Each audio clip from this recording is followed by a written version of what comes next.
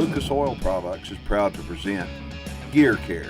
Wherever I've got firearms stored, you're going to see me with this product here. I'm going to have some CLP by Lucas Oil Outdoors. I'm going to also have the Extreme Duty Gun Oil. And the reason why is if hunters want to ever use any of this, they're more than welcome to step up and use it.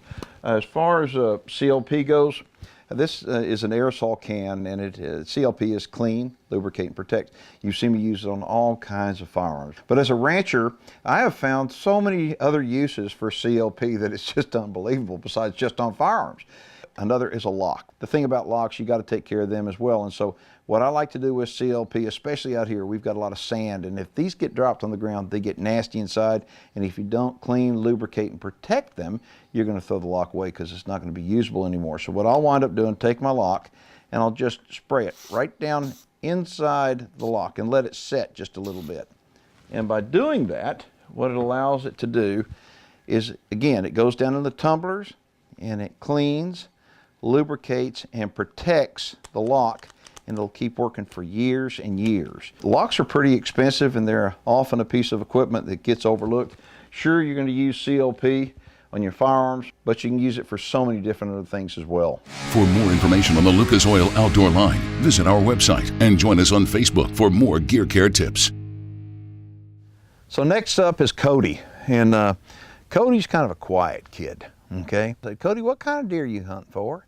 He said, I just want a pretty deer, you know, kind of like Mississippi drawl. He wants a pretty deer. So I said, oh, I got a really nice tree stand that nobody has sat in years. And I said, in the morning, let's go sit in there and see what happens. We had been there maybe 10 minutes, and there was movement out in the field. It was still dark, and all of a sudden Mr. Keith, he said, hey, there's a buck. And I looked down, and it was a wide, nice buck. And there was another big buck down there. He was really, really tall. We call that one Tall Boy. And he is tall, and oh boy, is he beautiful. I said, which one do you want? Which one? He says, that one.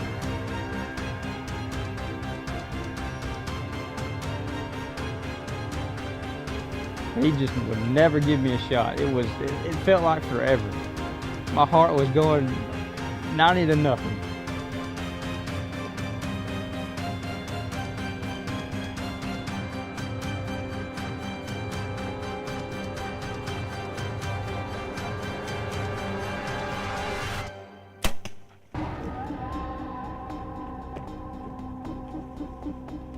The arrow didn't come out of him either, did it?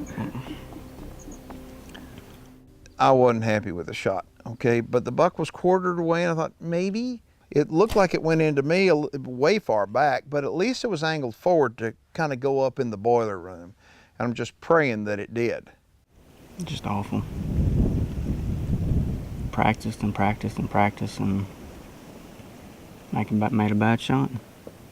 So we backed out and came back in, ate breakfast, and I mean, Cody doesn't talk much, like I said. And Cody's sitting around, and I know how he feels because I felt the exact same way. And it turns out that I went in, and I took my little mule, and I took my little trailer, went in, and I found the buck. He only went 150 yards. Pretty good, huh?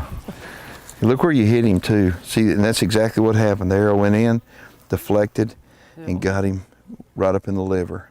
So, but look at the length of these tines. Can you believe that? And then look at his drop tine right here. You know what we wound up doing here? This is a classic example of giving it time. You know, the only person who's never wounded a deer, I tell them, is a person who's never hunted enough. You know, think about that. And so literally, I mean, we owe it to the animals, and I know there's people going to be saying, well, why did you show that on TV? You know what? I want to know why not to show it on TV. I mean, lessons happen. You know, things happen and we can learn a lesson from it. He takes a shot, and it's a bad shot. We gave it plenty of time, several hours, went in there, and he hadn't gone but about 150 yards. So what a beautiful deer. The meat's still good, the cape's still good, and look at those antlers. Woo! Congrats, buddy. Great. Thank you. You know, we do everything we can to treat these deer with dignity in life and in death, and if we wound one with a bad shot, We owe it to the animal, not to the hunter. The heck with the hunter. We owe it to the animal to do everything we can to recover that animal. And fortunately, we were able to do that on these archery bucks. Look at there. That deer right there, for a Texas whitetail buck, and to have one that weighs 250 pounds, that's saying something. Goodness. He's 15 and 5/8 wide. That's it.